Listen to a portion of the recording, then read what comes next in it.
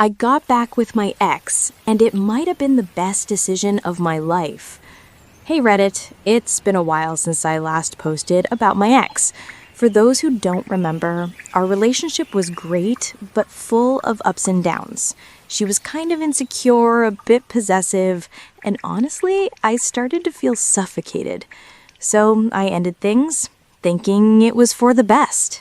I really thought I was doing the right thing, moving on, living my life, but life has a funny way of flipping everything upside down.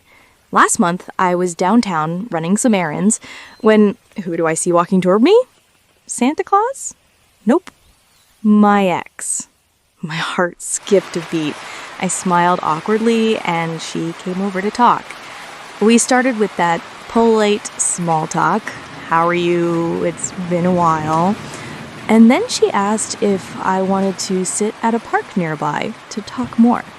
We ended up having one of those deep, honest conversations about everything that went wrong and what we'd both learned since the breakup. And man, it felt like no time had passed. She told me she realized she'd been possessive because she was afraid of losing me, that she'd been working on herself. And I admitted that even after all this time, I never really stopped thinking about her. Then she looked at me and said we should try again. I swear, in that moment, all my pride just disappeared. I hugged her, and it felt like I just found the missing part of myself. Since then, we've been seeing each other almost every day. It's different now. No pressure, no jealousy, more partnership, more maturity. Honestly, I must have been blind to ever let her go because this woman, she's the love of my life.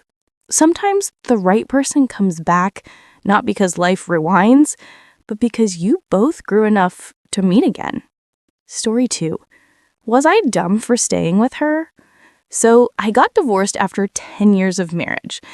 About 4 months later, I met someone new. Funny enough, I later found out she went to college with my ex-wife. Small world, right? Anyway, we started dating. Things were intense, passionate, but rocky. We broke up like 3 times in 6 months. She owns a small clinic, and I noticed she often texted this one client. I'm not the jealous type, so I didn't snoop, but I did recognize the guy's name.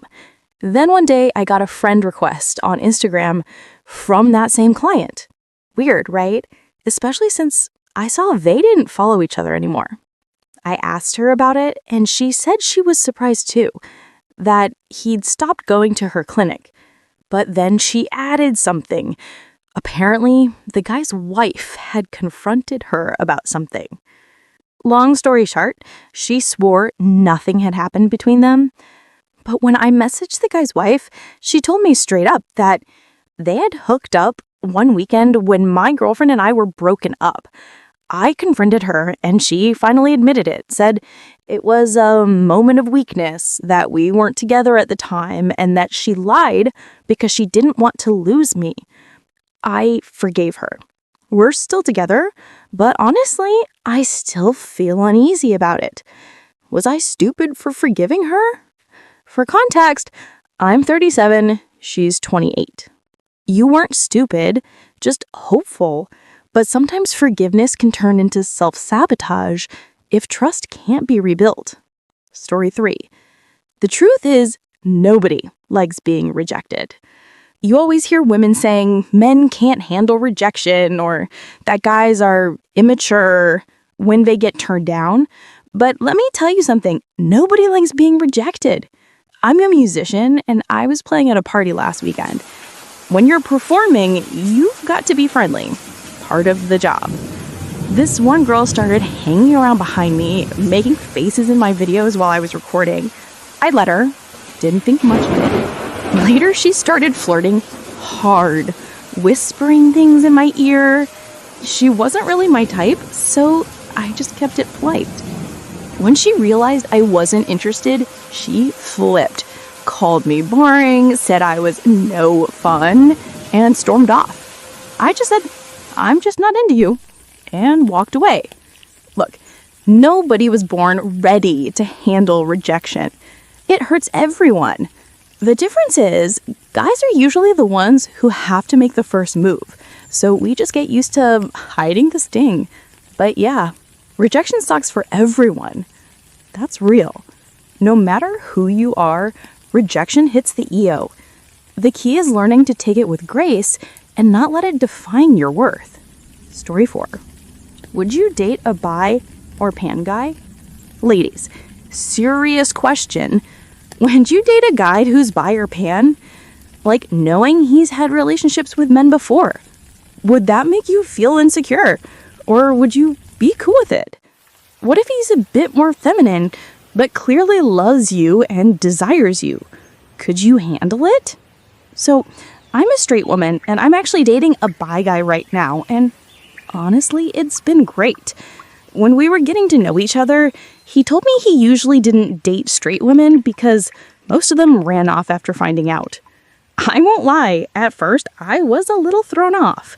Every bi guy I know before was hesitant to admit they liked men at all.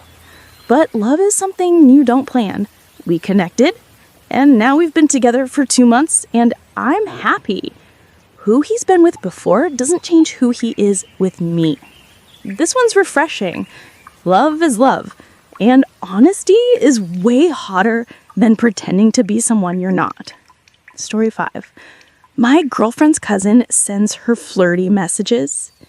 So yeah, as the title says, my girlfriend left her WhatsApp open on my laptop. We're pretty open with each other, no secrets, we share passwords, all that. But while I was switching tabs, I noticed a notification from an archive chat. I clicked it, just instinctively, and it was her cousin. He was replying to one of her gym stories, clearly flirting with messages that had way too many implications. He lives in another city, and guess what? She's planning to travel there later this year. From what I can see, she doesn't really flirt back. She just reacts politely. I didn't tell her I saw the messages. I'm waiting to see how this plays out. But man, it's hard not to feel weird about it. That's a tricky one. She might not be doing anything wrong, but family boundaries shouldn't even come close to flirting territory. You're right to keep your eyes open. Every one of these stories shows a different side of relationships. Second chances, betrayal, insecurity, attraction, and trust. Love's messy. People are complicated. But that's what makes these stories feel real.